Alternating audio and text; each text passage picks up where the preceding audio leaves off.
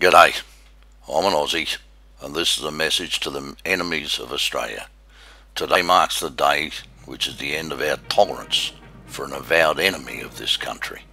That enemy is the ideology of Islam, not Muslims, not a race, not an ethnicity, but a foul and debauched ideology and anybody that would support it. The last time this world faced such a foe was when we decided that Nazism would no longer be tolerated. That confrontation cost some 65 million lives. Not again. Not again will the self-serving cowardice of our political leaders be allowed to go unaccounted for. No longer will the deception and the lies of Islamic ideology be given a free pass. To those that would be our enemy, you have come to the wrong place at the wrong time, and you have made an enemy of your worst possible nightmare, the justifiably offended Aussie. Pay attention to the words of Brigitte Gabriel as she addresses the United Nations yesterday. Take heed of her words. She's far more eloquent than I. And his followers a generous monthly allowance to set up an Arab bureau in Berlin.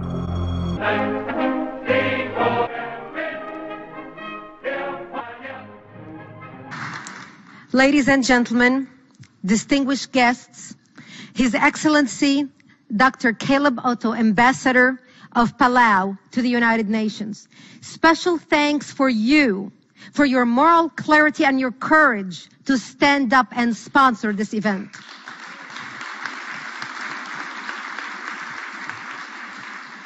And special thanks to you, Ugoji, for your leadership and your vision.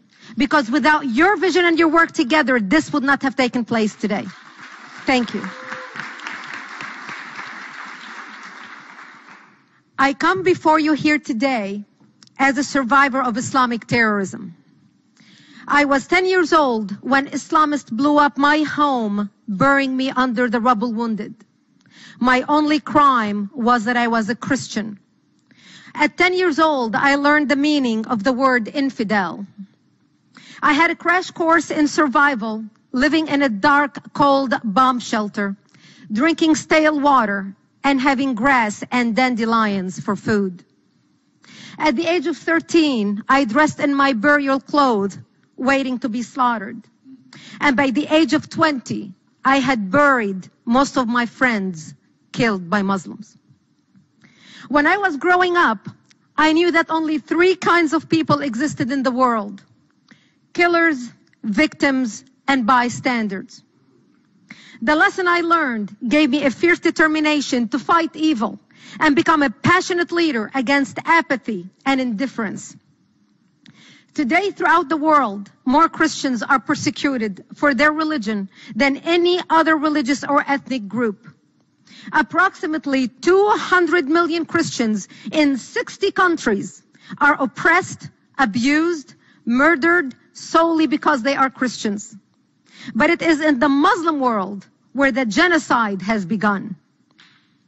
14 of the world's 15 most repressive countries for Christians are Muslim countries: Somalia, Iraq, Syria, Afghanistan, Sudan, Iran, Pakistan, Eritrea, Nigeria, Maldives, Saudi Arabia, Libya, Yemen, and Uzbekistan.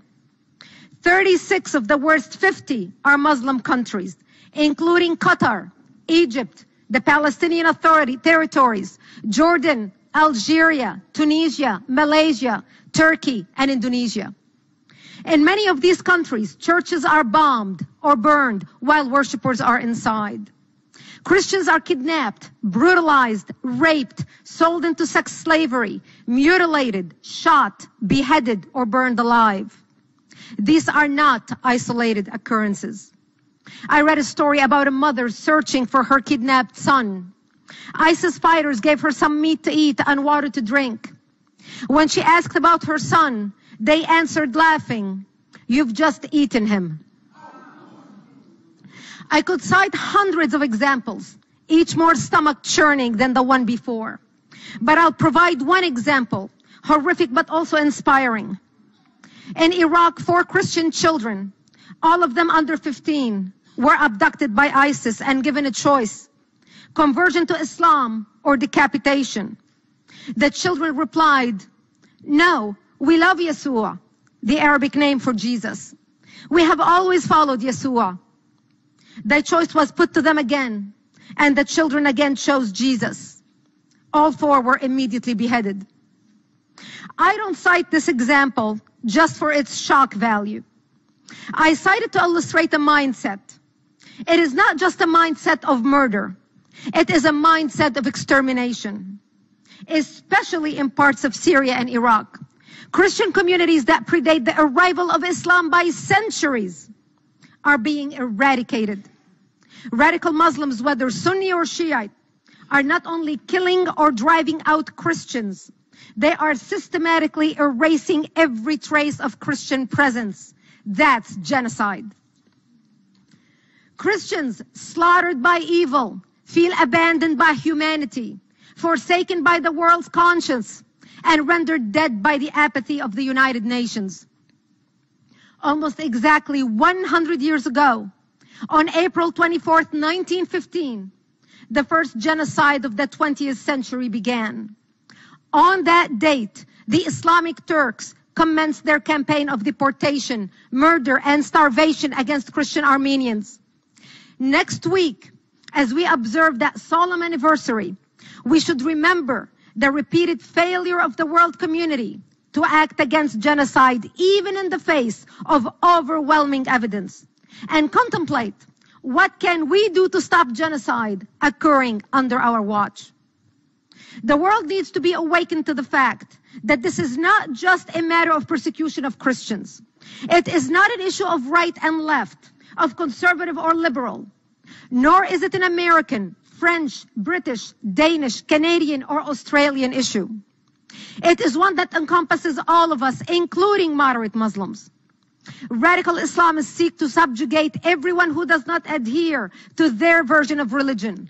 Just because we are not at war with radical Islam does not mean that radical Islam is not at war with us.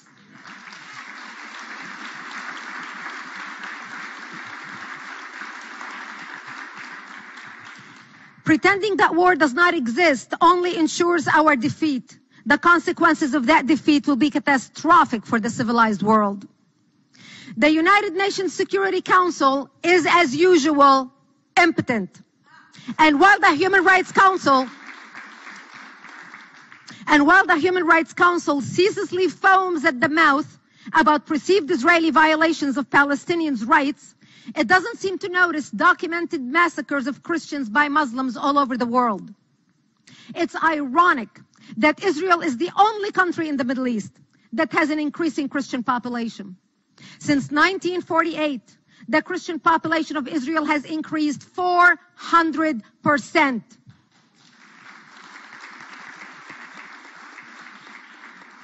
But outside of Israel, Christians are disappearing.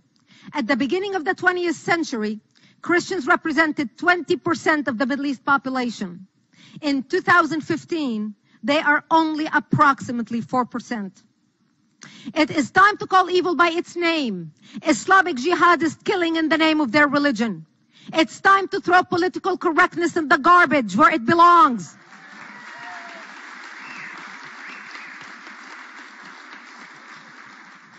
It's time to silence the apologists for evil, including members of the United Nations.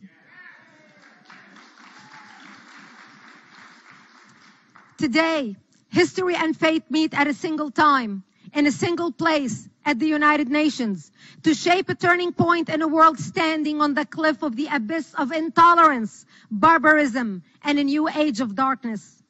Today, the world is witnessing the mobilization of a barbaric, hateful army, more deadly than the Nazis. Even the Nazis did not feed children to their mothers. The world stood by in 1948, allowing the genocide of millions in concentration camps. Are we going to allow genocide under our watch? Is the United Nations going to have the blood of millions on its hands in the 21st century? Indifference is the death of conscience. Indifference is the enabler of evil. It is the weapon by which millions die, slow, painful death of being forgotten and forsaken by the world, as if they are exiled from human memory. In denying their right to live, we betray our own existence. Tolerating evil is a crime. Appeasing murderers doesn't buy protection. It earns disrespect and loathing in the enemy's eyes.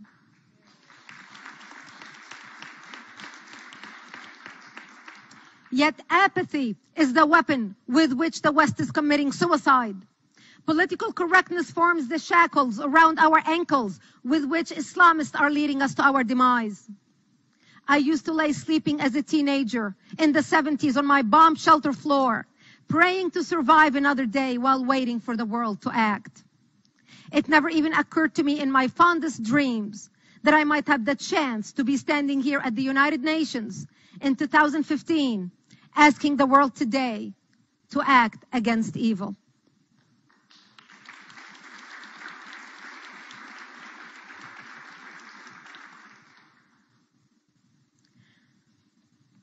Several months ago, a close friend of mine made a remarkable comment.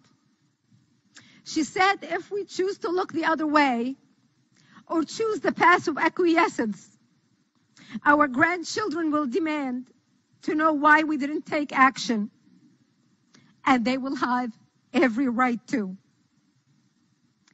Ladies and gentlemen, we are witnessing genocide, and we are compelled by simple human decency to act. It requires us to stand up and resist, as nations if we can, as individuals if we must.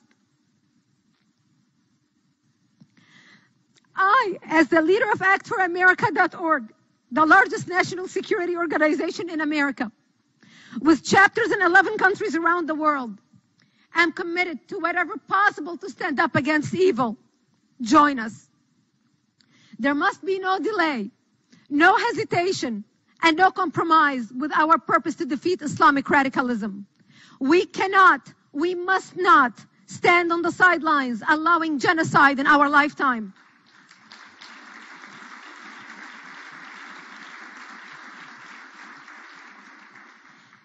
Thanks to all the people who are here today taking a stand at the United Nations, especially Act for America members and guests who came from all over America, Canada, and even Australia to make a statement. Not in my lifetime, not during my watch, not as long as I have a voice. I will not be silent. I will stand up and demand action. Together, we call on every member nation represented in the United Nations to take action.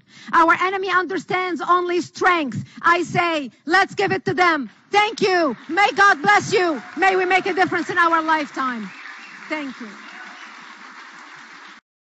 Our politicians, pull your heads out of your collective rear ends. Listen to the people of this country before you yourselves become an irrelevancy.